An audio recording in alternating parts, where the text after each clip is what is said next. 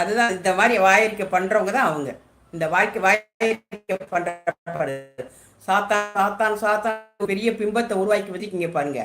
அதெல்லாம் நீங்க தான் அந்த வாயறிக்கை பண்ணாதீங்க. பைபிள் படிக்கிற நீங்க அந்த வாயறிக்கை பண்ணாதீங்க. நீங்க என்ன பண்ணிருக்கீங்க? இயேசு கிறிஸ்து பைபிளை படிச்சு நீங்க என்னத்தை சாதிச்சிருக்கிறீங்க?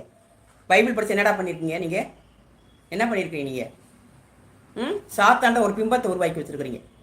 சாத்தான் என்கிற ஒரு பிம்பத்தை உருவாக்கி வச்சிருக்கீங்க. காட்டுங்க அந்த சாத்தானை, காட்டுங்க பார்ப்போம். நீ பைபிள் படிக்கிறீங்களா? அந்த சாத்தானை காட்டு. நீ எதையாவது உளறிட்டு இருக்கக்கூடாது, ஓகேவா? பைபிள் படிக்கிறன்ற மாதிரி ஞான திருஷ்டியில் பேசுகிற மாதிரி என்கிட்ட பேசிட்டு கூடாது. நான் இப்போ தான் சொல்லிட்டேன். எல்லாருக்கெல்லாம் சொல்ல முடியாது. எல்லாருக்கும் ஞானம் வேணும்ப்பா. யாரு கேட்பீங்க? அவுத்து போட்டு ஆடுறாலும் அவகிட்ட தான் போய் கேட்பீங்க. அவள் என்ன காட்டுறா, அவள் என்ன காட்டுறான்னு உத்து பார்த்துட்டு இருப்பீங்க. நல்லது சொல்கிறவங்கள நீங்கள் பார்க்க மாட்டீங்க. எவ்வளவு ஒருத்தி அவுத்து போட்டு உட்காந்துருந்தானா, ஏதாவது தெரிஞ்சிருதா, ஏதாவது தெரியுதான்னு உத்து பார்த்துக்கிட்டு அதை வேணால் பார்த்துட்டு இருப்பீங்க. நல்லது சொல்லணும்னா நீங்கள் பார்க்க மாட்டீங்க. நல்லது இனிமேல் நடக்கும். நான் சொல்கிற விஷயங்களும் மாறும்போது நீங்கள் புரிஞ்சுப்பீங்க.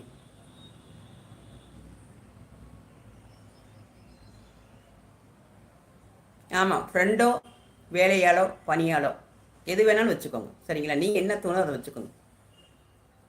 நான் கடவுள் சொல்கிற வேலையை நான் பார்க்க வந்திருக்கிறேன், அவ்வளோதான்.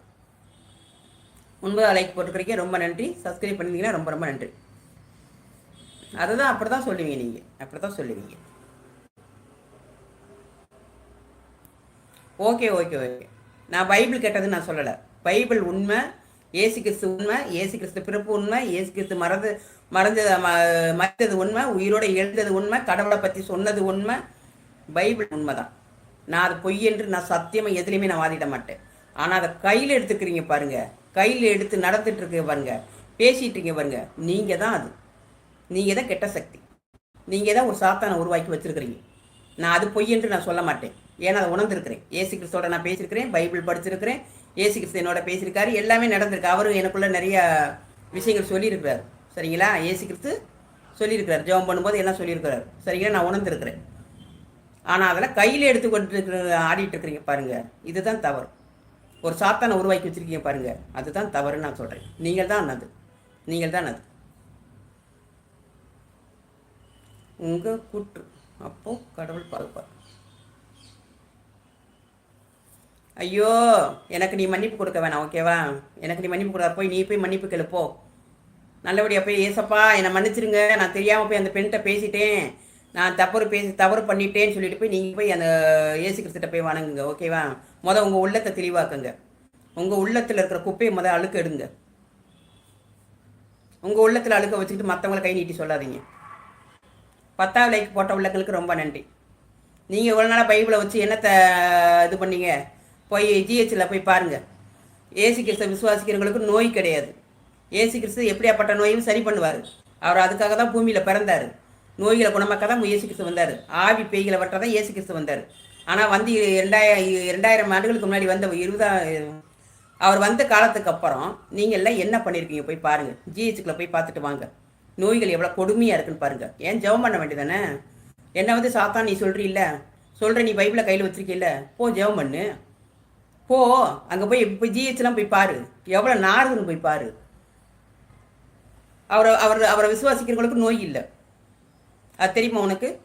இயேசு கிறிஸ்த விசுவாசத்தா எப்படியாப்பட்ட நோயும் சரியாகும். அந்த உண்மை உங்களுக்கு புரியுமா? அதை வச்சு நீங்கள் என்ன பண்ணிட்டு இருக்கிறீங்க? கடவுள் லைவ் போடலைன்னா உங்ககிட்ட நான் எப்படி பேசுறது? உனக்கு எப்படி நான் வெளிப்படுத்துறது? நான் வீட்டுக்குள்ள உட்காந்துக்கிட்டு போய் பாருங்க நான் சொல்லிட்டு உட்காந்துருக்க முடியுமா? கடவுளை நீங்கள் போய் பாருங்க நான் சொல்ல முடியுமா? கடவுள் ஞானம் இருக்கிறவங்களுக்கு தான் தெளிவுபடுத்துவார். ஞானம் வேணும், கடவுள் அறிகிற ஞானம் வேணும். அந்த ஞானம் எனக்கு இருந்திருக்கு, அதனால் கடவுள் எனக்கு வெளிப்படுத்திட்டு இருக்காரு. அதனால் நான் வெளியில் சொல்லிட்டு இருக்கிறேன். நான் இங்கே சொல்லேன்னா அப்புறம் எங்கே போய் சொல்கிறது? மக்களுக்கு எப்படி போய் சேரும்? Like 10 sister, I am new. ரொம்ப நன்றிப்பா, நன்றி. லைக் பண்ணதுக்கு நன்றி. சப்ஸ்கிரைப் பண்ணியிருந்தீங்கன்னா ரொம்ப ரொம்ப நன்றிப்பா.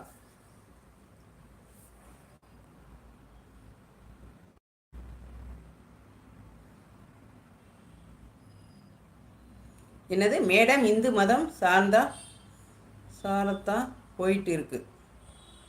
டாப்பிக்கை மாற்றி பேசுங்க, இல்லைன்னா அமைதி ஆகிடுங்க. ஏன்பா, எதுக்கு?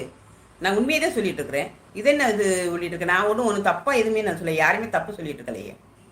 எது உண்மையாக அதை சொல்லிட்டு இருக்கிறேன்.